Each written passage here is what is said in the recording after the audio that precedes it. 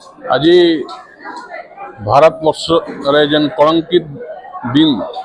भावे कला दिवस भाव आज संबलपुर रे पालन कराला भारतीय जनता पार्टी तरफ 1975 मसीहा जून 25 तारीख दिन एमरजेंसी जेन लगी से दिन के आज आम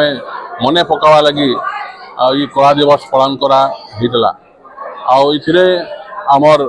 भारतीय जनता पार्टी राष्ट्रीय उपाध्यक्ष केन्द्रापड़ार संसद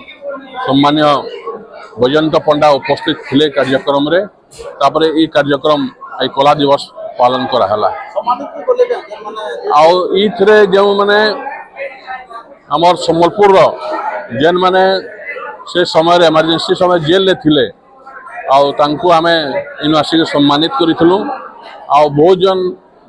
भुवनेश्वर के डकाई अधा जन भुवनेश्वर जाकि भी सम्मानित कराला।